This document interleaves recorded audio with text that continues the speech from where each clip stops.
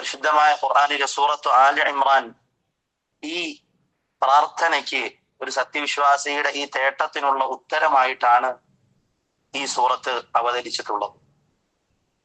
ഖുർആനിലെ സൂറത്തുകൾ അവതരിക്കാൻ ചില പശ്ചാത്തലങ്ങൾ, ചില സന്ദർഭങ്ങൾ ഉണ്ടാകും. ഈ സൂറത്ത് അവതരിക്കാനുണ്ടായ സന്ദർഭം യമനിലെ നജറാൻ എന്ന് പറയുന്ന പ്രദേശത്ത് നിന്നും ഒരു കൂട്ടം ക്രിസ്ത്യാനികൾ ആദരവായ റസൂലുള്ളാഹി സ്വല്ലല്ലാഹു അലൈഹി വസല്ലമ തങ്ങളെ സമീപിക്കുകയും തങ്ങളോട് അവരുടെ മതവുമായി ബന്ധപ്പെട്ട് ചില കാര്യങ്ങൾ ചോദിക്കുകയും ചെയ്തു. അതിനെ തുടർന്നാണ് ഈ സൂറത്ത് അവതരിക്കുന്നത്. നമ്മൾ ക്ലാസ്സിന് വന്നിരിക്കുമ്പോൾ പരിശുദ്ധമായ ഖുർആൻ മുമ്പിൽ വെക്കുന്നത് വളരെ നല്ലതാണ്. കാരണം നമുക്ക് വളരെ ചുരുങ്ങിയ സമയത്തിൽ സൂറത്ത് ആലി ഇമ്രാൻ പോലെ വിശാലമായ ഒരു സൂറത്ത് കേവലം ചില ചുരുങ്ങിയ സമയത്ത് പറയുക എന്നുള്ളത് ഒരു അതിസാഹസം തന്നെയാണ്. അപ്പോ കഴിഞ്ഞ ദിവസം നമ്മൾ അതിന്റെ രത്ന ചുരുക്കം ഗ്രൂപ്പിൽ പോസ്റ്റ് ചെയ്തിരുന്നു. അപ്പൊ അതിനെ അതിവർത്തിച്ചുകൊണ്ടായിരിക്കും നമ്മൾ ക്ലാസ് മുമ്പോട്ട് പോവുക. അപ്പോൾ ഇൻഷാ അല്ലാഹ് കഴിയുന്നവർ പരിശുദ്ധമായ ഖുർആൻ മുമ്പിൽ വെക്കുന്നത് വളരെ നല്ലതാണ്. അല്ലാഹു സുബ്ഹാനഹു വ തആല ഈ സൂറത്തിന്റെ തുടക്കത്തിൽ അലിഫ് ലാം മീം അല്ലാഹു ലാ ഇലാഹ ഇല്ലാ ഹുവൽ ഹയ്യുൽ ഖയ്യൂം, അല്ലാഹുവിനെ പറ്റിയിട്ടും പരിശുദ്ധമായ ഖുർആനിനെ പറ്റിയിട്ടുമാണ് തുടക്കത്തിൽ പരിചയപ്പെടുത്തുന്നത്. അല്ലാഹു ഏകനാണ് എന്ന് വിശ്വസിച്ച ഒരു സമൂഹത്തിന് ആ അല്ലാഹു നൽകിയ പരിശുദ്ധമായ ഖുർആൻ നെഞ്ചോട് ചേർക്കുന്ന ഒരു സമൂഹത്തിന് അവർ മനസ്സിലാക്കേണ്ടത് ഈ പരിശുദ്ധമായ ഖുർആൻ അതൊരു സത്യവർത്തമാനമാണ്, ഒരു സത്യവൃത്താന്തമാണ്. ഇതിനു മുമ്പ് വന്നിട്ടുള്ള അള്ളാഹുവിന്റെ ഭാഗത്ത് നിന്നും ഉപലബ്ധമായ തൗറാത്ത്, ഇഞ്ചീല് പോലെയുള്ള ഗ്രന്ഥങ്ങളെ ശരിവെക്കുന്ന ഒരു ഗ്രന്ഥമാണ് പരിശുദ്ധമായ ഖുർആൻ എന്ന് പറഞ്ഞുകൊണ്ടാണ് ഈ സൂറത്ത് ആരംഭിക്കുന്നത്. ശേഷം അല്ലാഹു സുബ്ഹാനഹു വ തആല ഖുർആനിന്റെ അജയ്യത പരാമർശിച്ചുകൊണ്ട് എല്ലാം അറിയുന്ന അള്ളാഹു, ഒന്നും രഹസ്യമാകാത്തവനായ, എല്ലാം നന്നായി അറിയുന്ന അള്ളാഹു ഈ ഖുർആനെ അവതരിപ്പിക്കുമ്പോൾ ഈ ഖുർആനിന് രണ്ട് വശങ്ങളുണ്ട് എന്ന് അള്ളാഹു പറയുന്നു.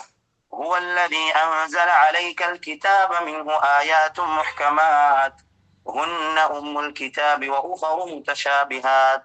ഖുർആനിന്റെ രണ്ട് ഭാഗങ്ങൾ, ഒരു ഭാഗത്ത് അർത്ഥത്തിന് ഒരു ശങ്കയുമില്ലാത്ത വിധം കൃത്യമായി അള്ളാഹുവിനെ പരിചയപ്പെടുത്തുന്ന, പ്രവാചകന്മാരെ പരിചയപ്പെടുത്തുന്ന, മത നിയമങ്ങൾ പറഞ്ഞു തരുന്ന ഒരു ഭാഗം.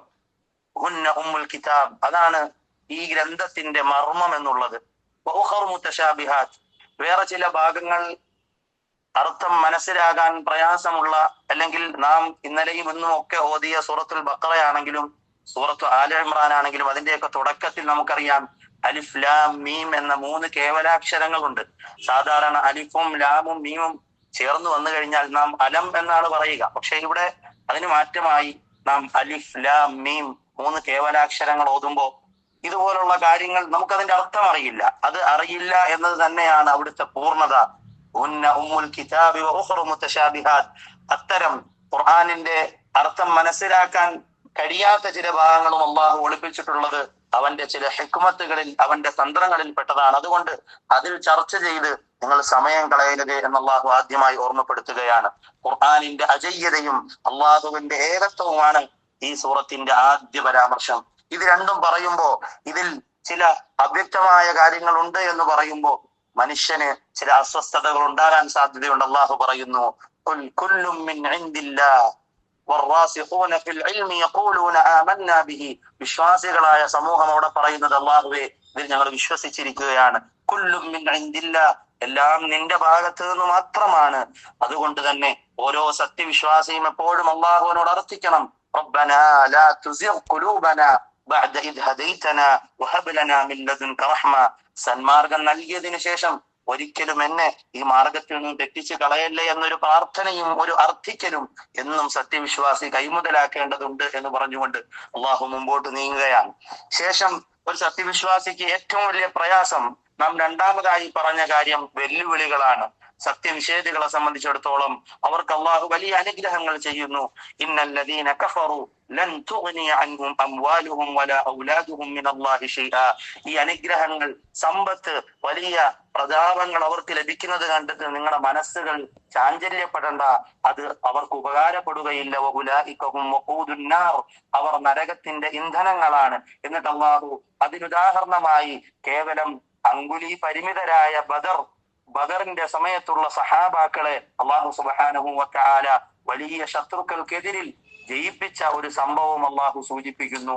ഖദ് കാന ലക്കും ആയത്തുൻ ഫീ ഫിഅതൈനി ഇൽതഖതാ.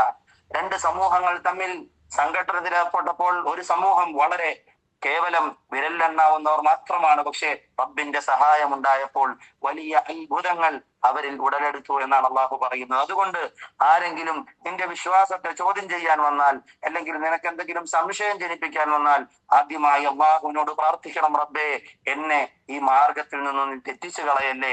ഇനി ആരെങ്കിലും നിങ്ങളോട് ചർച്ച ചെയ്യാൻ വരികയാണെങ്കിൽ ഫഇൻ ഹാജൂക ഫഖുൽ അസ്ലംതു വജ്ഹിയ ലില്ലാഹ്. ആരെങ്കിലും നിങ്ങളോട് തർക്കിക്കാൻ വന്നാൽ അവരോട് പറയണം, ഞങ്ങൾ അള്ളാഹുവിന്റെ കൽപ്പനകളെ ശിരസാവഹിച്ചിരിക്കുകയാണ്, ഞങ്ങൾക്ക് ഇതിലൊരു ശങ്കയുമില്ല എന്ന് പറഞ്ഞ് കൃത്യമായ വിശ്വാസം അവിടെ പ്രകടിപ്പിക്കണം എന്ന് അള്ളാഹു പറയുന്നു. ശേഷം അള്ളാഹുവാണ് മാലിക്കുൽ മുൽക്ക്. قل اللهم مالك الملك تؤتي الملك من تشاء تنزع الملك ممن تشاء. അധികാരം അള്ളാഹുവിന്റെ കയ്യിലാണ്, കൊടുക്കുകയും എടുക്കുകയും ചെയ്യുന്നത് അവനാണ് എന്ന് അവൻ ഓർമ്മപ്പെടുത്തുന്നു. അതിനുശേഷം ഈ സൂറത്തിന്റെ ഏറ്റവും മർമ്മപ്രധാനമായ സംഭവത്തിലേക്ക് കടക്കുകയാണ്. പരിശുദ്ധമായ സൂറത്തു ആൽ ഇമ്രാൻ, ആ ഒരു പേരിന് നിദാനമായിട്ടുള്ള സംഭവം. ഇമ്രാൻ കുടുംബം എന്നാണ് ആൽ ഇമ്രാനിന്റെ അർത്ഥം. നമുക്കൊക്കെ അറിയാം, ഈ ഒരു കുടുംബത്തെ പറ്റി, വ്യക്തിയെ പറ്റി പറഞ്ഞുകൊണ്ടാണ് ഖുർആൻ ആരംഭിച്ചത്. കഴിഞ്ഞ ദിവസങ്ങളിൽ നാം കേട്ടു ഹൃദയങ്ങളെ പറ്റി, മനുഷ്യരാശിയുടെ തുടക്കത്തെ പറ്റി, പ്രവാചകന്മാരെ പറ്റിയൊക്കെ പറഞ്ഞു വരുന്ന പരിശുദ്ധമായ ഖുർആൻ സൂറത്തുൽ ബഖറയിൽ നിന്നും സൂറത്തു ആൽ ഇമ്രാനിലേക്ക് പ്രവേശിക്കുമ്പോൾ മനുഷ്യൻ ഒരു കുടുംബമായിട്ടാണ് ഇവിടെ നിലനിൽക്കുന്നത്. അതുകൊണ്ട് തന്നെയാണ് ആദം നബിയെ ഈ ദുനിയാവിലേക്ക് ഇറക്കുമ്പോൾ ഉസ്കുൻ അൻത വസൗജുകൽ ജന്ന, സ്വർഗത്തിൽ താമസിപ്പിച്ചപ്പോഴും അദ്ദേഹത്തെയും ഭാര്യയും എന്ന് അല്ലാഹു പറയുന്നു. ഖുൽ നഹ്ബിതു മിൻഹാ ജമീഅ. ആ സ്വർഗത്തിൽ നിന്നും ഭൂമിയിലേക്ക് ഇറങ്ങിയ സമയത്തും നിങ്ങൾ ഇരുവരും ഒരുമിച്ച് പോവുക. അഥവാ കുടുംബ സങ്കല്പത്തെ, കുടുംബം എന്നുള്ള ആ ഒരു കാര്യത്തെ അള്ളാഹു മുമ്പോട്ട് വെക്കുകയാണ്. അതിലേറ്റവും മാതൃകായോഗ്യരായ ഒരു ദമ്പതികളെ പറ്റി, ഒരു കുടുംബത്തെ പറ്റി അള്ളാഹു പരിചയപ്പെടുത്തുകയാണ്. ആൽ ഇമ്രാൻ എന്നാണ് ആ കുടുംബത്തിന്റെ പേര്. അള്ളാഹു പറയുന്നു, ഇന്നല്ലാഹ അസ്തഫാ ആദമ വനൂഹൻ വആല ഇബ്രാഹീം വആല ഇമ്രാൻ അലൽ ആലമീൻ. ഇന്നല്ലാഹ അസ്തഫാ ആദം. അള്ളാഹു ആദം നബി അലൈഹിസ്സലാമയെ തിരഞ്ഞെടുത്തു മനുഷ്യരാശിയുടെ പിതാവായി. വനൂഹൻ, ശേഷം ശരീഅത്ത് നൽകപ്പെട്ട നൂഹ് നബി അലൈഹിസ്സലാം. വആല ഇബ്രാഹീം, ഇബ്രാഹിം നബിയുടെ കുടുംബം. അതിനുശേഷം വആല ഇമ്രാൻ, നാം കഴിഞ്ഞ സൂറത്തിൽ മനസ്സിലാക്കിയ ബനൂ ഇസ്രായേൽ സമൂഹത്തിൽ തന്നെ പെട്ട, അവിടെ ഒരു ഭാഗത്ത് തിന്മകൾ, മോശത്തരങ്ങളൊക്കെ നിലനിൽക്കുമ്പോൾ മറുഭാഗത്ത് ആ തിന്മയുടെ മലീമസമായ പരിസരങ്ങളിൽ നിന്നും ജീവിതത്തെ മാറ്റി അടർത്തിയെടുത്ത് ഭക്തിയോടുകൂടി ജീവിച്ച, റബ്ബിനെ ഭയന്ന് ജീവിച്ച ഒരു കുടുംബത്തെ പറ്റി അള്ളാഹു പരിചയപ്പെടുത്തുകയാണ്. ഇന്ന് ഈ സമകാലിക സാഹചര്യത്തിൽ ഈ പരിശുദ്ധമായ ഖുർആനിന്റെ വാചകങ്ങൾ, സൂക്തങ്ങൾ നാം ചേർത്ത് വായിക്കുമ്പോൾ കുടുംബം എന്ന ആധാരശിലയെ തകർത്തുകൊണ്ട് കുടുംബം വേണ്ട, എല്ലാവർക്കും അവന്റെ ഇഷ്ടത്തിൽ ഒരു മൃഗത്തെ പോലെ ഒറ്റപ്പെട്ട ജീവിതം നയിക്കാൻ ആഹ്വാനം ചെയ്യുന്ന ഈ ഒരു പരിസരത്തിൽ അള്ളാഹു പറയുന്നു, വ്യക്തി നന്നാകണമെങ്കിൽ കുടുംബ പരിസരങ്ങൾ നന്നാകണം. കുടുംബ പരിസരം നന്നാകണമെങ്കിൽ കുടുംബനാഥൻ നന്നാകണം. വആല ഇമ്രാന, ഇമ്രാനിന്റെ കുടുംബം. അഥവാ ഇമ്രാൻ ഒരു പ്രവാചകനല്ല, ഇമ്രാൻ ഒരു വ്യക്തി മാത്രമാണ്. പരിശുദ്ധമായ ഖുർആനിൽ എവിടെയും അദ്ദേഹം പ്രവാചകനാണെന്ന് പറയുന്നില്ല, അല്ലെങ്കിൽ അത്തരത്തിൽ വലിയ ഒരു സ്ഥാനമുള്ള വ്യക്തിയാണ് എന്നും പറയുന്നില്ല. മറിച്ച് ഒരു സദ്വൃത്തനായ, തന്റെ കുടുംബം രക്ഷപ്പെടണം, തന്റെ മക്കൾ രക്ഷപ്പെടണം, തന്റെ ജീവിത പരിസരം നന്നാകണമെന്ന് ആഗ്രഹിച്ച ഒരു സദ്വൃത്തനായ വ്യക്തിയെ അള്ളാഹു ശാശ്വതമായി ഖുർആനിൽ എന്നും ഓതുന്ന തരത്തിലാക്കിയെങ്കിൽ വആല ഇമ്രാന, പ്രവാചകന്മാരുടെ നീണ്ട പട്ടിക പറയുന്നതിനോടൊപ്പം അള്ളാഹു തിരഞ്ഞെടുത്തു എന്ന് പറഞ്ഞ ഒരു മനുഷ്യനാണ് ഇമ്രാൻ എന്ന് പറയുന്ന വ്യക്തി. അദ്ദേഹത്തിന്റെ കുടുംബം, ആ കുടുംബത്തിലെ ഓരോ അംഗങ്ങളും വലിയ അത്ഭുതമാണ്. ഒന്നാമതായി അള്ളാഹു പറയുന്നത്, ഇദ് ഖാലത് ഇംറഅതു ഇമ്രാൻ, ഒന്നാമതായി ആ ഇമ്രാനിന്റെ ഭാര്യയാണ്, പത്നിയാണ്. അവർക്ക് അല്ലാഹു സുബ്ഹാനഹു വ തആല ആ ദാമ്പത്യ ബന്ധത്തിൽ അവർക്ക് ഒരു സന്താനത്തെ നൽകാൻ പോവുകയാണ്. അവിടെ തന്നെ ആ ഉമ്മയുടെ ചിന്തയെ, ആ ഉമ്മയുടെ തീരുമാനങ്ങളെ അള്ളാഹു അടിവരയിട്ടുകൊണ്ട് പറയുന്നു. إذ قالت امرأة عمران رب إني نذرت لك ما في بطني محررا. റബ്ബേ, നീ എനിക്ക് നൽകാൻ പോകുന്ന ഈ സന്താനത്തെ ഞാൻ ബൈത്തുൽ മഖ്ദിസിന്റെ സേവനത്തിനായി സമർപ്പിക്കുകയാണ്. അങ്ങനെ നിയത്ത് ചെയ്ത് ഒരു വ്യക്തി വിവാഹ ബന്ധത്തിൽ ഏർപ്പെടുമ്പോ, വൈവാഹിക ജീവിതവുമായി ബന്ധപ്പെടുമ്പോ അവൻ തീരുമാനിക്കേണ്ടത് എന്റെ മകൻ അല്ലെങ്കിൽ എന്റെ മകൾ എന്താകണം, അതിനുവേണ്ടി എന്റെ ഭാഗത്ത് നിന്നും എന്ത് പരിശ്രമങ്ങൾ ഉണ്ടാകണം. ഇമ്രാൻ എന്ന് പറയുന്ന വ്യക്തി തന്റെ പത്നിയെ തിരഞ്ഞെടുത്തത് വളരെ നല്ല നിലയിൽ തിരഞ്ഞെടുത്തു. അതിനുശേഷം ആ പത്നി അള്ളാഹുവിനോട് അർത്ഥിക്കുകയാണ്, റബ്ബേ, ബൈത്തുൽ മഖ്ദിസിന്റെ സേവനത്തിനായി എന്റെ മകനെ അല്ലെങ്കിൽ എന്റെ മകളെ, എന്റെ വയറ്റിൽ വളരുന്ന ഈ കുഞ്ഞിനെ എനിക്ക് മാറ്റിവെക്കണമെന്ന് ആഗ്രഹിക്കുകയാണ്. അത്തരമൊരു ആഗ്രഹത്തോടുകൂടി ഒരു മാതാപിതാക്കൾ കുടുംബജീവിതം ആരംഭിക്കുകയാണെങ്കിൽ കത്തിക്കുത്തുകളും അക്രമ രാഷ്ട്രീയങ്ങളും അതുപോലെ വിദ്യ അർത്ഥിക്കുന്ന നമ്മുടെ മക്കൾ വലിയ വലിയ മാരകായുധങ്ങൾ ഉപയോഗിക്കുന്ന സാഹചര്യങ്ങൾ ഒന്നും ഉണ്ടാവുകയില്ല. കാരണം ഇതിന്റെ തുടക്കത്തിൽ തന്നെ കുടുംബം എന്ന ആധാരശില തുടങ്ങുമ്പോൾ തന്നെ അവിടെ നിയത്തുകൾ, അവിടെ തീരുമാനങ്ങൾ ശരിയാകേണ്ടതുണ്ട്. അങ്ങനെ ആ ഉമ്മ ആ കുട്ടിക്ക് ജന്മം നൽകുകയാണ്. ആ കുട്ടിയെ പ്രസവിച്ചപ്പോൾ അവർ പറയുകയാണ്, റബ്ബേ, ഞാനൊരു പെൺകുഞ്ഞിനാണ് ജന്മം നൽകിയത്. ആണും പെണ്ണും തുല്യമല്ലല്ലോ. സമൂഹത്തിന്റെ ബോധത്തിൽ അവർക്ക് ചില ബലഹീനതകളുള്ളതായി സമൂഹം കണക്കാക്കും. അതുകൊണ്ട് ഈ ബൈത്തുൽ മുഖദ്ദസിന്റെ ആ സേവനത്തിനായി എന്റെ മകളെ ഞാൻ എങ്ങനെ വിടുമെന്ന് അള്ളാഹുവിനോട് ഇങ്ങനെ വല്ലാത്ത അസ്വസ്ഥത പ്രകടിപ്പിക്കുമ്പോൾ അല്ലാഹു സുബ്ഹാനഹു വ തആല പറയുകയാണ്, അങ്ങനെ ഒരു ആകുലതയും വ്യാകുലതയും ഒന്നും വേണ്ട. വഇന്നി സമ്മൈതുഹാ മർയം വഇന്നി ഉഈദുഹാ ബിക വദുർരിയതഹാ മിനശ് ശൈത്വാനിർ റജീം. ഉമ്മ നന്നായപ്പോൾ, ഉപ്പ നന്നായപ്പോൾ, ആ ഉപ്പയുടെ തീരുമാനങ്ങളിൽ, വൈവാഹിക ജീവിതത്തിന്റെ തീരുമാനങ്ങൾ നന്നായപ്പോൾ അല്ലാഹു ഒരു നല്ല പേര് കൊടുക്കുകയും ഉഈദുഹാ ബിക വദുർരിയതഹാ മിനശ് ശൈത്വാനിർ റജീം, നിന്നെയും നിന്റെ പരമ്പരയും അള്ളാഹു പിശാചിൽ നിന്നും സംരക്ഷിക്കുകയും ചെയ്തു എന്ന് പറഞ്ഞു. അതിനുശേഷം തീരുന്നില്ല, പിന്നെ ഈ ജീവിതം മുഴുവൻ അത്ഭുതമാണ്. ഇമ്രാനിന്റെ കുടുംബത്തിന്റെ ഓരോ അടരുകളും ചരിത്രത്തിന്റെ അത്ഭുതങ്ങളായി രേഖപ്പെട്ട് കിടക്കുകയാണ്. ആ മറിയം ബീവിയെ അള്ളാഹു വളരെ നല്ല നിലയിൽ കബൂലാക്കി. ഒരു നല്ല വടവൃക്ഷത്തെ അല്ലെങ്കിൽ ഒരു ചെടിയെ ഒരു കർഷകൻ തന്റെ കാർഷിക വിളകളെ എത്ര കണ്ട് പരിപാലിക്കുമോ അങ്ങനെ അള്ളാഹു ആ സ്ത്രീയെ വളർത്തിക്കൊണ്ടുവന്നു. ആ കാലഘട്ടത്തിന്റെ പ്രവാചകരെ, അവിടുത്തെ ആ സക്കരിയ എന്ന് പറയുന്ന പ്രവാചകനെ ആ കുട്ടിയുടെ സംരക്ഷണത്തിനായി അള്ളാഹു തിരഞ്ഞെടുത്തു. ഇനി അടുത്തത്, ഈ സക്കരിയ നബി എന്ന് പറയുന്നതും ഈ ഇമ്രാൻ കുടുംബത്തിലെ ഒരു അംഗമാണ്. സക്കരിയ നബി ഈ ഇമ്രാനിന്റെ ഭാര്യയായ ഹന്ന എന്ന ചരിത്രം രേഖപ്പെടുത്തുന്നവരുടെ സഹോദരി ഭർത്താവാണ്. അഥവാ ഈ കുടുംബത്തിന്റെ മറ്റൊരു കഥാപാത്രമാണ് സക്കരിയ നബി അലൈഹിസ്സലാം. ആ സക്കരിയ നബി ഈ മറിയം ബീവി അലൈഹിസ്സലാം ഇബാദത്തുകൾക്കായി താമസിക്കുന്ന ബൈത്തുൽ മഖ്ദിസിന്റെ പരിസരത്തുള്ള ആ ഒരു മുറിയിലേക്ക് കടന്നു പോകുമ്പോൾ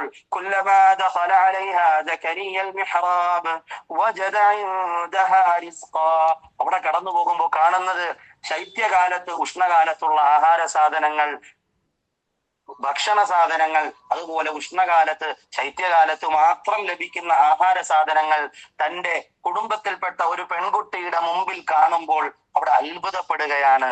ആ സക്കരിയ നബി എന്ന് പറയുന്ന പ്രവാചകൻ അത്ഭുതപ്പെടുകയാണ്. എവിടെ നിന്ന് നിനക്കിത് കിട്ടി? റബ്ബിന്റെ ഭാഗത്ത് നിന്നാണ്. ഒരു ഉമ്മ നല്ല നിയത്ത് ചെയ്തപ്പോൾ, ഒരു ഉപ്പ നല്ല നിയത്ത് ചെയ്തപ്പോൾ നല്ല മക്കളുണ്ടായി. ആ മക്കളിൽ നിന്നും നല്ല ഇബാദത്തുകൾ, കർമ്മങ്ങൾ ഉണ്ടായി. അവിടെ അവർക്ക് അത്ഭുതത്തിന് വഴിമാറുകയാണ്. അവിടെ വെച്ച് ഒരത്ഭുതം കണ്ട സമയത്ത് സന്താന ഭാഗ്യമില്ലായിരുന്ന, സന്താന ലബ്ധിയില്ലായിരുന്ന സക്കരിയ നബി അലൈഹിസ്സലാം അള്ളാഹുവിനോട് പ്രാർത്ഥിക്കുകയാണ്, അള്ളാഹുവേ, എനിക്കൊരു നല്ല സന്താനത്തെ, ഈ മറിയമിനെ പോലൊരു ഒരു മകനെ അല്ലെങ്കിൽ ഒരു മകളെ നീ എനിക്ക് പ്രദാനം ചെയ്യണം. ഇങ്ങനെ അള്ളാഹുവിനോട് കരഞ്ഞു പ്രാർത്ഥിച്ച സക്കരിയ നബി അലൈഹിസ്സലാം അങ്ങനെ നിൽക്കുമ്പോ ഫനാദത്തുൽ മലായിക, മലക്കുകൾ സക്കരിയ നബിയെ വിളിക്കുകയാണ്. വഹുവ ഖായിമുൻ യുസല്ലി ഫിൽ മിഹ്റാബ്, അദ്ദേഹം നമസ്കാരത്തിലാണ്. അള്ളാഹുവിനുള്ള ഇബാദത്തുകളിൽ കഴിയവേ അദ്ദേഹത്തെ വിളിച്ചുകൊണ്ട് മലക്കുകൾ പറയുകയാണ്, അന്നല്ലാഹ യുബശ്ശിറുക ബിയഹ്യ, യഹ്യ എന്ന് പറയുന്ന ഒരു പ്രവാചകനായ മകനെ അള്ളാഹു നിനക്ക് നൽകാൻ പോവുകയാണ്.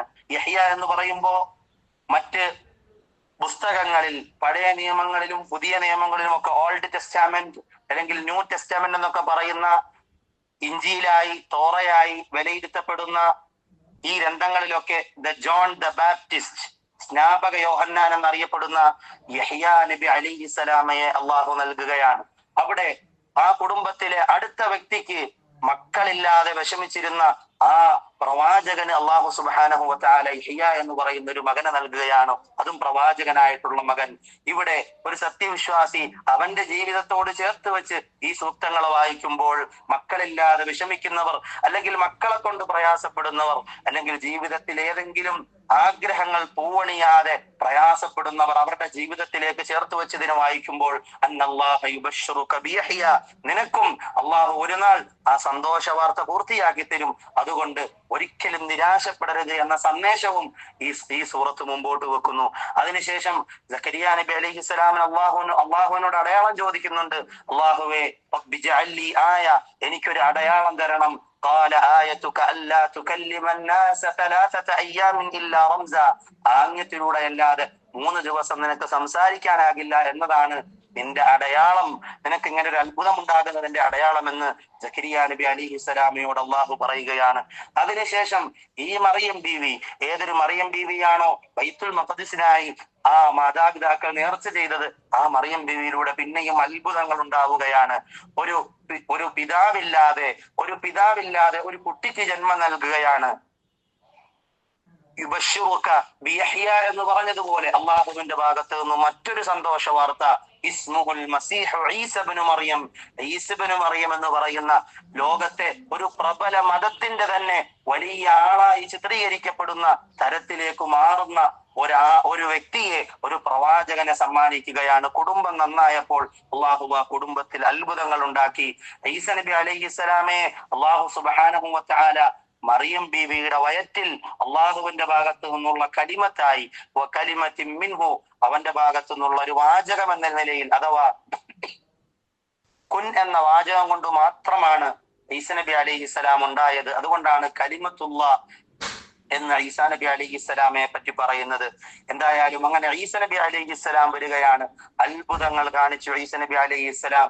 എല്ലാ അത്ഭുതങ്ങളുടെ അവസാനവും ഈസ നബി അലൈഹിസ്സലാം ഒരു വാക്ക് കൂട്ടിച്ചേർത്തു, ബിഇദ്നില്ലാ, ഞാൻ എന്തെങ്കിലും കാണിക്കുന്നുണ്ടെങ്കിൽ, ഞാൻ കാണിക്കുന്നത് നിങ്ങൾക്ക് അത്ഭുതമായി തോന്നുന്നുണ്ടെങ്കിൽ ഇത് അള്ളാഹുവിന്റെ ഭാഗത്ത് നിന്നാണ്, അള്ളാഹുവിന്റെ അനുമതി പ്രകാരം മാത്രമാണ്. ഈസ നബി അലൈഹിസ്സലാം തൊട്ടിലിൽ കിടന്ന് സംസാരിച്ചു.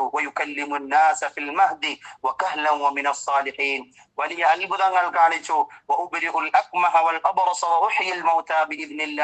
ആ കാലഘട്ടത്തിൽ വൈദ്യശാസ്ത്രം അതിന്റെ പരകോടി പ്രാപിച്ച യൂനാൻ, ഗ്രീക്ക് ഫിലോസഫിയും മറ്റുമൊക്കെ രംഗം തകർത്തിരുന്ന ഒരു സമൂഹത്തിലേക്ക് ഈസ നബി അലൈഹിസ്സലാം വരികയും മെറ്റീരിയലിസ്റ്റിക് ചിന്താഗതിക്കാരായ വാദക്കാരായിട്ടുള്ള ആളുകൾക്കിടയിൽ ഭൗതികപരമായ നിയമങ്ങളെ മുഴുവൻ കാറ്റിൽ പറത്തിക്കൊണ്ട് ഒരു പുരുഷബന്ധമില്ലാതെ ഒരു സ്ത്രീ ഗർഭം ചുമക്കുകയും ഒരു കുട്ടിക്ക് ജന്മം നൽകുകയും ചെയ്തു. ആ കുട്ടിയിൽ നിന്നും അത്ഭുതകരമായ കാര്യങ്ങൾ, അന്നുവരെയും മരുന്ന് കണ്ടുപിടിച്ചിട്ടില്ലാത്ത കുഷ്ഠം, വെള്ളപ്പാണ്ട് പോലെയുള്ള അസുഖങ്ങൾക്ക്, വ്യാധികൾക്ക് മറുമരുന്നായ ഈസ നബി അലൈഹിസ്സലാമയുടെ തടകൽ, അതുപോലെ മരിച്ചവരെ ഈസ നബി അലൈഹിസ്സലാം അള്ളാഹുവിന്റെ അനുമതി പ്രകാരമൊക്കെ ജീവിപ്പിക്കുകയൊക്കെ ചെയ്തു. ഇതൊക്കെ അള്ളാഹു പരാമർശിക്കുന്നത് നജറാനിലുള്ള ക്രൈസ്തവർ നബി തങ്ങൾ സല്ലല്ലാഹു അലൈഹി വസല്ലമ തങ്ങളോട് വന്ന് ചോദിച്ചതിനുള്ള മറുപടിയാണ്. ഇതൊക്കെ സംഭവിച്ചു എന്നുള്ളതും ഖുർആൻ പറയുന്നുണ്ട്. ഇതൊക്കെ സംഭവിച്ചു എന്നത് സത്യമാണ്. പക്ഷെ ഇതൊക്കെ സംഭവിച്ചു എന്നതിന്റെ പേരിൽ ഒരു വ്യക്തി ഒരിക്കലും ഒരു ഇലാഹായിട്ട് അള്ളാഹുവായി മാറുന്നില്ല, ദൈവപുത്രനായി മാറുന്നില്ല. തൃത്വവാദത്തിലേക്ക് കടക്കാനുള്ള ഒരു പഴുതും ഇവിടെ ഇല്ല. കാരണം ഈ ഈസ നബി അലൈഹിസ്സലാമയുടെ ജന്മത്തിന് അല്പം മുമ്പാണ് സക്കരിയ നബി അലൈഹിസ്സലാമയ്ക്ക് മച്ചിയായ തന്റെ ഭാര്യയിൽ നിന്നും യഹ്യ എന്ന് പറയുന്ന ഒരു കുട്ടിയെ നൽകിയത്. യഹ്യ ജോൺ ദ ബാപ്റ്റിസ്റ്റ് എന്ന് ബൈബിൾ അടയാളപ്പെടുത്തിയ മത്തായിയുടെയും യോഹന്നാന്റെയും ലൂക്കോസിന്റെയും സുവിശേഷത്തിൽ ചർച്ച ചെയ്യപ്പെടുന്ന ഈ വ്യക്തിയെ നിങ്ങൾ എന്തുകൊണ്ട് ഇലാഹാക്കുന്നില്ല? കാരണം അത്ഭുതം അവിടെയും സംഭവിച്ചിട്ടുണ്ടല്ലോ. ഇനി അതല്ല, ഈ ലോക പിതാവായ മനുഷ്യരാശിയുടെ മുഴുവൻ പിതാവായ ആദം നബി അലൈഹിസ്സലാമയും ഒരു പുരുഷ സ്ത്രീ ബന്ധമില്ലാതെ ജനിച്ചതാണ്, അല്ലെങ്കിൽ അള്ളാഹു സൃഷ്ടിച്ചതാണ്. ഇന്ന മസല ഈസ ഇൻദല്ലാഹി കമസലി ആദം ഖലഖഹു മിൻ തുറാബിൻ സുമ്മ ഖാല ലഹു കുൻ ഫയകൂൻ. പിതാവിന്റെ സാന്നിധ്യമില്ലാത്തടത്ത് നിങ്ങൾ ദിവ്യത്വം കൽപ്പിക്കുന്നുണ്ടെങ്കിൽ പിതാവിന്റെയും മാതാവിന്റെയും സാന്നിധ്യമില്ലാത്ത ആദം നബി അലൈഹിസ്സലാമെ നിങ്ങൾ എന്തുകൊണ്ട് ഇലാഹാക്കുന്നില്ല? അല്ലെങ്കിൽ അത്ഭുതത്തിൽ ജനിച്ച യഹ്യ നബി അലൈഹിസ്സലാമെ എന്തുകൊണ്ട് ഇലാഹാക്കുന്നില്ല? കൃത്യമായി മറ്റ് ആശയങ്ങളെ അള്ളാഹു അഡ്രസ് ചെയ്യുകയും അതിന് മറുപടി നൽകുകയും ചെയ്യുകയാണ്. ഈസ നബി അലൈഹിസ്സലാം ഒരു പ്രവാചകൻ മാത്രമാണ്, മറ്റു പ്രവാചകന്മാരെ പോലെ ഒരു പ്രവാചകൻ. ആ പ്രവാചകന്റെ പ്രധാന സവിശേഷത അള്ളാഹു അദ്ദേഹത്തെ ആകാശത്തിലേക്ക് ഉയർത്തുകയും ഖിയാമത്ത് നാൾ അടുക്കുന്ന സമയത്ത് യൻസിലു ഫീകും ഈസ ഇബ്നു മറിയം, ഈസ നബി അലൈഹിസ്സലാം ഇറങ്ങി വരികയും യഹ്കുമു ബിൽ അദ്ൽ, നീതിയോടുകൂടി ഈ സമൂഹത്തിൽ വിധി നടപ്പിലാക്കുകയും പല കാര്യങ്ങളും ഇന്ന് ഒരു സമൂഹം അടയാളമായി കൊണ്ട് കരുതുന്ന കുരിശിനെ പുരുഷനെ തകർക്കുകയും പന്നിയെ വകവരുത്തുകയും ഒക്കെ ചെയ്യുമെന്ന് ഹദീസിൽ വരുന്നുണ്ട്. അതുകൊണ്ട് ഈസ നബി അലൈഹിസ്സലാം ഒരു തരത്തിലും വലിയ ആരാധിക്കപ്പെടേണ്ട ഒരു വസ്തുവായി മാറേണ്ടതില്ല എന്ന് അള്ളാഹു സുബ്ഹാനഹു വ തആല പഠിപ്പിക്കുന്നു. കാരണം ബൈബിളിനെ വായിച്ചതിൽ സംഭവിച്ച, അല്ലെങ്കിൽ തോറയെ വായിച്ചതിൽ സംഭവിച്ച ചില പെശകുകളാണ് യഥാർത്ഥത്തിൽ ഇത്തരം ഒരു വിശ്വാസത്തിലേക്ക് അവരെ നയിച്ചത്. മക്കളെ എന്ന വിളി സാധാരണ അള്ളാഹുവിന്റെ അല്ലെങ്കിൽ വേദഗ്രന്ഥത്തിന്റെ ചില സ്ഥലങ്ങളിൽ ഉണ്ടായേക്കാം. അവിടെ ആ വിളിയെ ഇബ്നുല്ലാ എന്നതിലേക്ക് ചേർത്ത്, അള്ളാഹുവിന്റെ മകൻ എന്നതിലേക്ക് ചേർത്ത് അവർ വ്യാഖ്യാനിക്കുകയാണ്. ദാവൂദ് നബി അലൈഹിസ്സലാമയും ഡേവിഡ് എന്ന് പറയുന്ന പ്രവാചകനെയും അത്തരത്തിൽ വിളിക്കുന്നുണ്ട് ബൈബിൾ. അതുപോലെ സോളമൻ എന്ന് പറയുന്ന പ്രവാചകനെയും സുലൈമാൻ നബി അലൈഹിസ്സലാമയെയും ഇങ്ങനെ വിളിക്കുന്നുണ്ട്. പക്ഷെ അവരെയൊന്നും ഇലാഹാക്കാതെ, ദിവ്യത്വം കൽപ്പിക്കാതെ ഈസ നബി അലൈഹിസ്സലാമയ്ക്ക് മാത്രം ദിവ്യത്വം കൽപ്പിക്കുന്നത് ഇരട്ടത്താപ്പാണ് എന്ന് പരിശുദ്ധമായ ഖുർആൻ സൂചിപ്പിക്കുന്നു. ഇതൊക്കെ പറഞ്ഞതിന് ശേഷം, ഈ ചരിത്രം ഹ്രസ്വമായി വിവരിച്ചതിന് ശേഷം ഇവിടെ ആളുകൾ അള്ളാഹു പറയുന്നില്ല, വ്യക്തികളുടെ പേര് വല്ലാതെ അള്ളാഹു സൂചിപ്പിക്കുന്നില്ല. ഇമ്രാനിന്റെ ഭാര്യ എന്ന് അള്ളാഹു ഓപ്യമാക്കി പറയുന്നു. കാരണം വ്യക്തി ഇവിടെ പ്രസക്തമല്ല, ഇവിടെ പേര് പ്രസക്തമല്ല, പൊരുളാണ് പ്രസക്തം. നമ്മുടെ ജീവിതവും ഇത്തരത്തിൽ മാറുകയാണെങ്കിൽ നമുക്കും നല്ല മക്കൾ ഉണ്ടാകും, അവരിൽ നിന്നും അത്ഭുതകരമായ കാര്യങ്ങൾ ഉണ്ടാകും, ദിഗന്ധങ്ങളെ പ്രശോഭിപ്പിക്കുന്ന മക്കൾ ഈ ലോകത്ത് അള്ളാഹു സമ്മാനിക്കും. അതുകൊണ്ട് അതിന്റെ പൊരുളുകൾ നമ്മുടെ ജീവിതവുമായി നാം ചേർത്തു വെക്കുക. ശേഷം അള്ളാഹു പറയുന്നു, അഹ്ലൽ കിതാബ്. ഇത്രയും പറഞ്ഞു കഴിഞ്ഞപ്പോ ഇവിടെ മനസ്സിലായി, ആദം നബി അലൈഹിസ്സലാം മുതൽ ഈസ നബി അലൈഹിസ്സലാം വരെയുള്ള പ്രവാചകന്മാർ മുഴുവൻ പ്രബോധനം ചെയ്തത് ഒരേ ഒരു ഇസ്ലാം തന്നെയാണ്. അതുകൊണ്ട് ആ ഇസ്ലാമിന്റെ സുന്ദരമായ പാതയിലേക്കായിരിക്കണം നിങ്ങൾ വരേണ്ടത്. യാ അഹ്ലൽ കിതാബി തആലൗ ഇലാ കലിമത്തിൻ സവാഇൻ ബൈനനാ വ ബൈനകും. നിങ്ങൾക്കും ഞങ്ങൾക്കും ഇടയിൽ പൊതുവായിട്ടുള്ള ഒരു ആശയത്തിലേക്ക് വരിക. എന്താണ്? അല്ലാ നഅ്ബുദ ഇല്ലല്ലാഹ്, അല്ലാഹുവിനെ മാത്രം ആരാധിക്കുക. ബൈബിളും അത് തന്നെയാണ് പറയുന്നത്. ഇസ്രായേലിനെ കേൾക്കുക, നിങ്ങളുടെ ദൈവം ഏകദൈവം. ഇസ്രായേലിയരോട് ഈസ നബി അലൈഹിസ്സലാം പറഞ്ഞതായി ഇന്ന് ലഭിക്കുന്ന ബൈബിളിൽ തന്നെ പറയുന്നുണ്ട്, ഇസ്രായേലിനെ കേൾക്കുക, നിങ്ങളുടെ ദൈവം ഏകദൈവം മാത്രമാണ്, അവനെ മാത്രം ആരാധിക്കുക. അതുപോലെ തന്നെ ഒരു സമൂഹത്തിലേക്ക് മാത്രം അയക്കപ്പെട്ട പ്രവാചകനാണ് ഈസാ നബി എന്ന് ഖുർആൻ പറയുന്നുണ്ട്. അതുപോലെ തന്നെ ബൈബിളിൽ നമുക്ക് കാണാം, ഖുർആൻ പറയുന്നു റസൂലൻ ഇലാ ബനി ഇസ്രായേൽ, ഇസ്രായേലിലേക്ക് മാത്രം അയക്കപ്പെട്ട പ്രവാചകനാണ് ഈസ നബി അലൈഹിസ്സലാം. ഒരിക്കൽ കാനാൻ ദേശക്കാരിയായ ഒരു പെണ്ണ് തന്റെ അസുഖം മാറ്റണമേ, അല്ലെങ്കിൽ തന്റെ മകന്റെ രോഗം മാറ്റാൻ വേണ്ടി പ്രാർത്ഥിക്കണമേ എന്ന് പറഞ്ഞ് ഈസ നബി അലൈഹിസ്സലാമയെ സമീപിക്കുന്നതായി ബൈബിൾ പറയുന്നുണ്ട്. ഇന്നമാ ബുഇത്തു ലിഖിറാഫിൻ ളാല്ലത്തിൻ മിൻ ബനി ഇസ്രായേൽ എന്നാണ് അറബി ബൈബിളിൽ കാണാൻ കഴിയുക. അഥവാ ഇസ്രായേലിലെ നഷ്ടപ്പെട്ട കുഞ്ഞാടുകളിലേക്ക്, അഥവാ ആ നഷ്ടപ്പെട്ട ജനതയിലേക്ക് മാത്രമാണ് എന്റെ നിയോഗം. അതുകൊണ്ട് കാനാൻ ദേശക്കാരിയായ പെണ്ണിന്റെ മകന്റെ അസുഖം ഭേദപ്പെടുത്താൻ എനിക്കാവില്ല എന്ന് ഈസാ നബി അലൈഹിസ്സലാം പറയുന്നതായി ബൈബിളിലും വരുന്നുണ്ട്. അപ്പോൾ ഈ തോറയും ഇന്ന് ലഭിക്കുന്ന ഈ തോറ അല്ലെങ്കിൽ ഈ ബൈബിൾ ഇത് വലിയ കൈകടത്തലുകൾക്ക് വിധേയമായതാണ്. ഖുർആൻ തന്നെ അത് പറയുന്നുണ്ട്. അങ്ങനെ വളച്ചൊടിക്കലുകൾക്ക് വിധേയമാക്കപ്പെട്ട ഈ ഗ്രന്ഥത്തിൽ പോലും തോറ എന്ന് പറഞ്ഞു കഴിഞ്ഞാൽ ലേവ്യ പുസ്തകം, ആവർത്തന പുസ്തകം, സംഖ്യാപുസ്തകം, ഇതുപോലെ തന്നെ സങ്കീർത്തന പുസ്തകം, ഇതിന്റെ സമാഹാരത്തെയാണ് ഇന്ന് തോറ എന്നറിയപ്പെടുന്നത്. അതുപോലെ ബൈബിൾ എന്ന് പറഞ്ഞു കഴിഞ്ഞാൽ മാർക്കോയുടെ, മത്തായിയുടെ, യോഹന്നാന്റെ ഈ സുവിശേഷങ്ങൾ, 4 സുവിശേഷങ്ങൾ ചേർന്നതാണ് ഇന്ന് ബൈബിളായി ചിത്രീകരിക്കപ്പെടുന്നത്. ഇതൊക്കെ ചില വ്യക്തികളുടെ നറേറ്റീവ്സ് ആണ്. ചില ആളുകൾ ഈസ നബി അലൈഹി ഇസ്ലാമക്ക് എത്രയോ വർഷങ്ങൾക്ക് ശേഷം അവരുടെ കാലത്ത് നടന്നിരുന്ന ചരിത്ര സംഭവങ്ങളെ കേട്ട് അതിനെ എഴുതി വെച്ചതാണ്. അതിൽ എന്തെങ്കിലും ദൈവികമായ ചർച്ചകൾ ഉണ്ടായേക്കാം. പക്ഷേ ഖുർആൻ പറയുന്ന തൗറാത്തോ ഖുർആൻ പറയുന്ന ഇഞ്ചീലോ അത് അല്ല എന്ന് ഖുർആൻ തന്നെ അടിവരയിടുന്നുണ്ട്. യുഹർരിഫൂനൽ കലിമ അൻ മവാദിഇഹി, വലിയ മാറ്റ തിരുത്തലുകൾക്ക് അത് വിധേയമായിട്ടുണ്ട്. ഇത്രയും പറഞ്ഞ ശേഷം അല്ലാഹു സുബ്ഹാനഹു വ തആല ഈ വേദക്കാരിലുണ്ടായിരുന്ന ചില തിന്മകൾ, മത അധ്യക്ഷന്മാർ, മതമേലാളന്മാരിൽ ഉണ്ടായേക്കാവുന്ന ചില തിന്മകളെ അള്ളാഹു പറയുന്നു. അവർ ക്രമേണ വിശ്വാസികളെ അള്ളാഹുവിൽ നിന്നും തെറ്റിച്ച് കൂനു ഇബാദൻ ലീ മിൻ ദൂനില്ലാഹ്, എന്റെ അടിമകളായി മാറണം, ഈ മതാധ്യക്ഷനെ ചേർത്ത് നിർത്തണം, അദ്ദേഹത്തെ നിയമം നടത്തുന്ന ആളായി ചിന്തിക്കണം, അദ്ദേഹത്തിന് വേണ്ടിയിട്ടെല്ലാം ചെയ്യണമെന്ന ഒരു തരത്തിലേക്ക്, വ്യക്തിപൂജയിലേക്ക് കടക്കുന്ന ഒരു അവസ്ഥ ഉണ്ടായിട്ടുണ്ട്. അതുകൊണ്ട് ആ ഒരു അവസ്ഥ ഈ സമൂഹത്തിൽ ഒരിക്കലും ഉണ്ടാകരുത്. മതത്തിന്റെ മേലാളന്മാർ, മതാധ്യക്ഷന്മാർ മതത്തിനെ ആയിരിക്കണം പ്രബോധനം ചെയ്യേണ്ടത്. മതം, പരിശുദ്ധമായ ഖുർആൻ മുമ്പോട്ട് വെച്ചത് അത് തൗഹീദ് മാത്രമാണ്. അള്ളാഹുവിനെ കൂനു റബ്ബാനിയീൻ, നിങ്ങൾ അള്ളാഹുവിന്റെ ആളുകളാകണം, നിങ്ങൾ റബ്ബിന്റെ ആളുകളാകണം, റബ്ബിനെ മാത്രം പരിചയപ്പെടുത്തണം എന്നാണ് പരിശുദ്ധമായ ഖുർആൻ പറയുന്നത്. ആ പേരിൽ നിന്ന് തന്നെയാണ് ഇന്നത്തെ ജൂതന്മാരുടെ റബ്ബികൾ എന്ന് പറയാറുണ്ട്. റബ്ബികൾ എന്ന് പറഞ്ഞാൽ, റബായി എന്ന് പറഞ്ഞു കഴിഞ്ഞാൽ അവരുടെ ജൂത പണ്ഡിതന്മാർക്ക് പറയുന്ന പേരാണ് റബ്ബാനിയീൻ. റബ്ബുമായി ബന്ധപ്പെടുന്നവർ, റബ്ബിനെ പരിചയപ്പെടുത്തുന്നവരെന്നാണ്. പക്ഷേ മാറ്റത്തിരുത്തലുകൾക്ക്, വെട്ടിക്കുറയ്ക്കലുകൾക്ക് ഈ ഗ്രന്ഥങ്ങളെ വിധേയമാക്കി ഇന്ന് വലിയൊരു അക്രമ രാഷ്ട്രീയവുമായി ഒരു മതസമൂഹം മുമ്പോട്ട് പോകുന്നുണ്ടെങ്കിൽ അവിടെ ഖുർആൻ പറയുന്നു സത്യത്തിൽ നിന്നും അകന്നതാണ് ഈ പ്രശ്നത്തിന്റെ എല്ലാ മർമ്മം. അതുകൊണ്ട് ഇത്തരത്തിൽ വലിയ വെല്ലുവിളികൾ സമൂഹത്തിന് നേരിടേണ്ടി വരും. പല ആളുകളും നമ്മുടെ വിശ്വാസങ്ങളെ ചോദ്യം ചെയ്യാൻ വരും. അവിടെ ഒരു സത്യവിശ്വാസിയെ സംബന്ധിച്ചിടത്തോളം കൃത്യമായി അവന് ധാരണയുണ്ട് എന്താണ് അള്ളാഹു പറഞ്ഞത്, എന്താണ് ഈ പ്രവാചകന്മാർ പരിചയപ്പെടുത്തിയത്. അതുകൊണ്ട് ആ വിശ്വാസത്തിൽ ഒരു മാറ്റവും പാടില്ല. കാരണം ആ വിശ്വാസം എല്ലാ പ്രവാചകന്മാരുടെയും വിശ്വാസമാണ്. വമാ ഉൻസില അലാ ഇബ്രാഹീമ വഇസ്മാഈല വഇസ്ഹാഖ വയഅഖൂബ വൽഅസ്ബാത്ത് വമാ ഊതിയ മൂസ വഈസ വന്നബിയ്യൂന മിർ റബ്ബിഹിം. ആ ജുസ് തീരുന്നിടത്ത് അള്ളാഹു പറയുന്നത്, ആ ജുസിന്റെ അവസാനത്തെ പേജിന്റെ ആദ്യ ആയത്തിൽ ഈ പ്രവാചകന്മാരെ മുഴുവൻ പേരുകൾ എടുത്തു പറഞ്ഞുകൊണ്ട് ഈ പ്രവാചകന്മാർ മുഴുവൻ ഒരേ ഒരു സന്ദേശത്തിലേക്കാണ് പ്രബോധനം ചെയ്തത് എന്ന് പറയുന്നു.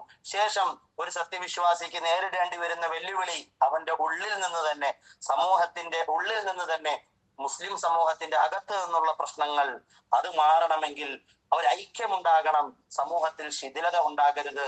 ഇന്ന് ചെറിയ കാര്യങ്ങൾക്ക് വേണ്ടി, ചെറിയ സംഘടനകളുടെ പേരിൽ വലിയ ചർച്ചകൾ, വലിയ പിണക്കങ്ങൾ, സൗന്ദര്യ പിണക്കങ്ങൾ സമൂഹത്തിൽ നിലനിൽക്കുന്നുണ്ട്. നമുക്ക് വലിയ പ്രശ്നങ്ങളുണ്ട് ചർച്ച ചെയ്യാൻ. അതുകൊണ്ട് അള്ളാഹുവിന്റെ പാശത്തെ നിങ്ങൾ മുറുകെ പിടിക്കണം. വലാ തഫറഖു, നിങ്ങൾ ഒരിക്കലും സംഘടന തിരിഞ്ഞ്, പാർട്ടി തിരിഞ്ഞ് നിങ്ങൾ തമ്മിൽ തല്ലരുത് എന്ന് അള്ളാഹു പറയുന്നു. അള്ളാഹു നബി തങ്ങളോട് പറയുകയാണ്, നബിയെ അങ്ങ് മദീനത്തേക്ക് കടന്നു വന്നപ്പോൾ ഔസ് ഖസറജ് ഗോത്രങ്ങൾ വലിയ പോരാട്ടങ്ങളിൽ ഏർപ്പെട്ടിരുന്നു. പക്ഷേ നിങ്ങൾ ശത്രുക്കളായിരുന്നു. നിങ്ങളുടെ ഹൃദയങ്ങൾക്ക് അള്ളാഹു ഇണക്കം നൽകി, പിണക്കങ്ങളെ മാറ്റി. അള്ളാഹുവിന്റെ അനുഗ്രഹത്താൽ നിങ്ങൾ ഏകോദര സഹോദരന്മാരായി. അതുകൊണ്ട് മുസ്ലിം സമൂഹത്തിൽ ഐക്യമുണ്ടാകണം. അനൈക്യത്തിന്റെ എല്ലാ വേരുകളെയും പറിച്ചു കളയാൻ സമൂഹത്തിന്റെ നേതൃത്വവും, സമൂഹത്തിലെ ആളുകളും, സമൂഹത്തിലെ ഓരോ വ്യക്തിയും ശ്രദ്ധിക്കണമെന്ന് അല്ലാഹു സുബ്ഹാനഹു വ തആല പഠിപ്പിക്കുന്നു. അതിനുശേഷം സൂറത്ത് മുമ്പോട്ട് പോകുമ്പോൾ അവിടെ ഉഹദ് യുദ്ധത്തെ പറ്റി, യുദ്ധങ്ങളെ പറ്റിയിട്ടുള്ള ചർച്ചയുണ്ട്. ബദർ യുദ്ധം, ഉഹദ് യുദ്ധം, ഇത് അള്ളാഹു പരാമർശിക്കുന്നുണ്ട്. യഥാർത്ഥത്തിൽ ഇത്തരത്തിലുള്ള യുദ്ധങ്ങൾ നടന്നത് ഒരു ഡിഫെൻഡിങ് ആയിട്ട്, അഥവാ ശത്രുക്കളുടെ ഭാഗത്ത് നിന്നും അക്രമമുണ്ടായപ്പോൾ അതിനെ പ്രതിരോധിക്കുക എന്ന അർത്ഥത്തിലാണ് യഥാർത്ഥത്തിൽ ഇസ്ലാം ആദ്യമായി വാളെടുത്തത്. അതിനു മുമ്പ് കുഫു ഐദിയക്കും വഅഖീമുസ്സല, 13 വർഷക്കാലം മക്കയിൽ താമസിച്ചപ്പോഴും നിബിതങ്ങളോ സഹാബാക്കളോ ഒരു പേനാ കത്തി കൊണ്ടുപോലും ആരെയും ഒന്നും ചെയ്തിട്ടില്ല. വലിയ വലിയ മർദ്ദന മുറകൾക്ക് വിധേയമായപ്പോഴും കുഫു ഐദിയക്കും, കൈകെട്ടി നിൽക്കുക, വഅഖീമുസ്സല, നമസ്കാരത്തിന് വേണ്ടി മാത്രം കൈ ഉയർത്തിയാൽ മതി, അല്ലാതെ മറ്റ് ഒരു കാര്യങ്ങൾക്കും ഇസ്ലാം അനുമതി നൽകുന്നില്ല. അതിനുശേഷം മദീനത്തേക്ക് ഹിജറ പോയതിനു ശേഷവും വിടാതെ പിന്തുടർന്ന ശത്രുക്കൾക്കെതിരിൽ ഒരു പ്രതിരോധം തീർക്കുക എന്ന അർത്ഥത്തിലാണ് യഥാർത്ഥത്തിൽ യുദ്ധങ്ങൾ തുടങ്ങുന്നത്. അതിനെ യുക്തിവാദികളും അതുപോലെയുള്ള ആളുകളും പരിസരത്തിൽ നിന്നും അടർത്തി മാറ്റി വ്യാഖ്യാനിക്കാറുണ്ട്. പക്ഷെ ഒരു സത്യവിശ്വാസിയെ സംബന്ധിച്ചിടത്തോളം ഉയർച്ചയും താഴ്ചയും ഉണ്ടാകും. അവന്റെ ജീവിതത്തിൽ ബദറും ഉഹദും ഉണ്ടാകും. അള്ളാഹു പറയുന്നു, ബദർ സംഭവിച്ചത് വിശ്വാസത്തിന്റെ ഉറപ്പിലാണ്, എന്നാൽ ഉഹദ് സംഭവിച്ചത് ചില താളപ്പിഴകളുടെ പേരിലാണ്. അള്ളാഹു അതും ഓർമ്മപ്പെടുത്തുന്നു. നിങ്ങൾക്ക് ഇഷ്ടപ്പെട്ട വിജയം അള്ളാഹു ഉഹദ് യുദ്ധത്തിന്റെ തുടക്ക സമയത്ത് നിങ്ങൾക്ക് നൽകിയിരുന്നു. 3000-ഓളം വരുന്ന സൈന്യത്തിനെതിരിൽ വെറും 1000 പേര് മാത്രമായിരുന്നു ഉണ്ടായിരുന്നത്. അതിൽ 300 പേർ മുനാഫിഖീങ്ങളായിരുന്നു. ആ മുനാഫിഖീങ്ങളെ അള്ളാഹു മാറ്റി നിർത്തുകയും അതിനുശേഷം 700-ഓളം വരുന്ന സഹാബാക്കൾ യുദ്ധത്തിൽ ഏർപ്പെടുകയും ചെയ്തു. അവിടെ ഉഹദ് യുദ്ധ സ്ഥലത്ത് ഇന്നും ഉംറയ്ക്കൊക്കെ പോകുന്നവർക്ക് അല്ലെങ്കിൽ പോയവർക്കറിയാം, അവിടെ ഒരു മലഞ്ചെരിവുണ്ട്. ആ മലഞ്ചെരിവിലൂടെ ശത്രു വരുമെന്ന് കാലയെ കൂട്ടി കണ്ടറിഞ്ഞ ആദരവായ തങ്ങൾ സല്ലല്ലാഹു അലൈഹി വസല്ലമ തങ്ങൾ 40-ഓളം വരുന്ന ഒരു സൈന്യത്തെ, വില്ലാളി വീരന്മാരായ അമ്പയത്തിന് പരിചയമുള്ള ആളുകളെ നിർത്തിയിരുന്നു. പക്ഷേ അവരിൽ ചില ആളുകൾ നബിതങ്ങളുടെ ആ കൽപ്പന മാനിക്കാതെ ഇറങ്ങി വന്നു എന്നതാണ് ആ യുദ്ധം മറ്റൊരു അർത്ഥത്തിലേക്ക് പോകുന്നത്. അള്ളാഹു പറയുന്നു, മനുഷ്യന് സമ്പത്തിനോടുള്ള സ്നേഹം അത് മനുഷ്യന്റെ ഉള്ളിൽ അലിഞ്ഞു ചേർന്നിരിക്കുന്നതാണ്. അതുകൊണ്ട് യുദ്ധത്തിന്റെ തുടക്ക സമയത്തിൽ അത്തരത്തിലൊക്കെ സംഭവിച്ചു പോയിട്ടുണ്ടെങ്കിൽ ഇനി തിരുത്താൻ സമയമുണ്ട്. ആ മാറ്റത്തിന് സഹാബാക്കൾ വിധേയമായി. ആ യുദ്ധത്തിൽ തന്നെ വലിയ സമാധാനത്തിന്റെ അന്തരീക്ഷങ്ങൾ ഉണ്ടായി. അതുകൊണ്ട് സത്യവിശ്വാസിയുടെ വിജയം അത് അള്ളാഹുവിനെ ചേർത്ത് പിടിക്കുന്നതിലാണ്.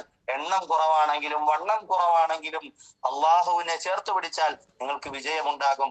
അള്ളാഹുവിനെ ജീവിതത്തിൽ നിന്നും അകറ്റി നിർത്തിയാൽ നിങ്ങൾക്ക് പരാജയമുണ്ടാകും. ഈ സൂറത്ത് അവസാനത്തിലേക്ക് കടക്കുമ്പോൾ അവസാനമായി അള്ളാഹു പറയുന്നു, ഈ ഭൗതിക ജീവിതം നൈമിഷികമാണ്. കുല്ലു നഫ്സിൻ ദാഇഖത്തുൽ മൗത്ത്, എല്ലാവരും മരണത്തെ ആസ്വദിച്ചേ തീരൂ. വനബ്ലൂക്കും ബിശ്ശർരി വൽ ഖൈരി ഫിത്ന, അള്ളാഹു പരീക്ഷിക്കും, നന്മയും തിന്മയും കൊണ്ട് നിങ്ങൾ പരീക്ഷിക്കും. അതുകൊണ്ട് ഐഹിക ജീവിതം നൈമിഷികമാണ്. അതിൽ നിങ്ങൾ വഴിപിഴച്ചു പോകരുത്. അതുകൊണ്ട് അള്ളാഹുവിനെ മാത്രം ആരാധിക്കുന്നവരായി, അള്ളാഹുവിനെ മാത്രം ചേർത്ത് നിർത്തുന്നവരായി നിങ്ങളായി കഴിഞ്ഞാൽ നിങ്ങൾ ക്ഷമിക്കണം. വിശ്വാസം എന്നത് വലിയ ദുർഘടമായ ഒരു പാതയിലൂടെയുള്ള സഞ്ചാരമാണെന്നറിയാം. നിങ്ങൾക്ക് ക്ഷമയുണ്ടാകണം. അള്ളാഹു സുബ്ഹാനഹു വ തആല ഈ സൂറത്ത് അവസാനിപ്പിക്കുമ്പോ തുടക്കത്തിൽ ആദ്യമായി അള്ളാഹുവിനെ പറ്റി, അള്ളാഹുവിനെ കുറിച്ചുള്ള വിശ്വാസം മൂലമാക്കിയ ഒരു സത്യവിശ്വാസിയെ സംബന്ധിച്ചിടത്തോളം രണ്ടാമതായി അവന്റെ മുമ്പിൽ വരുന്നത് പരിശുദ്ധമായ ഖുർആനാണ്. ആ ഖുർആനിൽ തന്നെ അവന് മനസ്സിലാക്കേണ്ട കാര്യങ്ങൾ പറയുന്ന ഉമ്മുൽ കിതാബുണ്ട്. അതിനെ ചേർത്ത് പിടിക്കുക. ഇങ്ങനെ ചേർത്ത് പിടിക്കുമ്പോൾ ജീവിതത്തിൽ ധാരാളം വെല്ലുവിളികൾ വരാം. സത്യനിഷേധികൾക്ക് അള്ളാഹു വലിയ അനുഗ്രഹങ്ങൾ നൽകുന്നുണ്ടല്ലോ എന്ന ചിന്ത വരാം. അള്ളാഹു പറയുന്നു, അതൊന്നും അവർക്ക് ഉപകാരപ്പെടുകയില്ല. അതുകൊണ്ട് നിങ്ങൾ മാതൃകയാക്കേണ്ടത് നല്ല കുടുംബങ്ങളെയാണ്. ആൽ ഇമ്രാനിന്റെ കുടുംബത്തെ അള്ളാഹു ഉയർത്തിക്കാട്ടുന്നു. അവിടുത്തെ മറിയം ബീവി ഇബ്നത്തു ഇമ്രാൻ അത്ഭുതമാണ്. അതുപോലെ തന്നെ ഇമ്രഅത്തു ഇമ്രാനും അത്ഭുതമാണ്. സക്കരിയ നബിയും അത്ഭുതമാണ്. യഹ്യാ നബിയും അത്ഭുതമാണ്. ഈസ നബി അലൈഹിസ്സലാം അത്യത്ഭുതമാണ്. കുടുംബം നന്നായി കഴിഞ്ഞാൽ വലിയ അത്ഭുതങ്ങൾക്ക് സമൂഹം വിധേയമാകും. അതുകൊണ്ട് കുടുംബ ബന്ധങ്ങളെ നിങ്ങൾ ശിഥിലീകരിക്കാതിരിക്കുക. അതുപോലെ വിശ്വാസങ്ങളിൽ നിങ്ങൾ കൃത്യമായ നിലപാടുകൾ വെച്ച് പുലർത്തുക. സമൂഹത്തിലെ പണ്ഡിത നേതൃത്വം അതിനു വേണ്ടിയിട്ടുള്ള തീരുമാനങ്ങളിൽ ഉറച്ചു നിൽക്കുക. ഖുർആനിനെ, മതഗ്രന്ഥങ്ങളെ ഒരിക്കലും ദുർവ്യാഖ്യാനം ചെയ്യരുത്. നിങ്ങളുടെ ഉള്ളിലുള്ള പ്രശ്നങ്ങളെ നിങ്ങൾ പരിഹരിച്ച് മുമ്പോട്ട് പോവുക. അള്ളാഹുവിന്റെ പാശത്തെ നിങ്ങൾ മുറുകെ പിടിക്കുക. ഒരിക്കലും നിങ്ങൾ ശിഥിലമാകരുത്. ശൈഥില്യം പരാജയത്തിലേക്ക് എത്തിക്കും. ബദർ യുദ്ധം ഒരൈക്യത്തിന്റെ അടയാളമായിരുന്നു. അന്ന് അങ്കുലി പരിമിതരായ, എണ്ണത്തിൽ കുറവുണ്ടായിരുന്ന ആളുകൾ വണ്ണത്തിൽ കൂടിയ ആളുകളെ പരാജയപ്പെടുത്തിയെങ്കിൽ നിങ്ങൾ അനൈക്യം സംഭവിച്ചപ്പോൾ ഉഹദ് യുദ്ധമുണ്ടായി. ആ ഉഹദ് യുദ്ധത്തിൽ നിങ്ങൾക്ക് വിഷമിക്കേണ്ടി വന്നു. അതുകൊണ്ട് സമൂഹത്തിൽ എല്ലാവരും ഒരു നേതൃത്വത്തിന് കീഴിൽ, ഒരു ഖുർആനിന് കീഴിൽ നിങ്ങൾ അണിനിരക്കണമെന്ന് പരിശുദ്ധമായ ഖുർആൻ ഓർമ്മപ്പെടുത്തുന്നു. അതിന് വേണ്ടത് സമ്പത്തിനെ കുറിച്ചുള്ള ആ ഒരു അത്യാർത്തി മാറ്റി വെച്ചുകൊണ്ട് ഈ ഐഹിക ജീവിതം നൈമിഷികമാണെന്നും ഖബറിലേക്ക് ഓരോ ദിവസവും നാം അടുത്തുകൊണ്ടിരിക്കുകയാണെന്നും നമ്മുടെ ചുറ്റുഭാഗത്തുള്ള ഓരോ പള്ളിയിലെ ഖബർസ്ഥാനുകളും നമ്മളെ ഓർമ്മപ്പെടുത്തുന്നത് നമ്മുടെ മരണത്തെ കുറിച്ചാണെന്നും, അതുകൊണ്ട് അള്ളാഹുവിന് വേണ്ടിയിട്ട് ജീവിതം മാറ്റിവെക്കാനും മരണത്തെക്കുറിച്ച് സദാ ചിന്ത വെച്ചുകൊണ്ടിരിക്കാനും അള്ളാഹു ഓർമ്മപ്പെടുത്തുന്നു.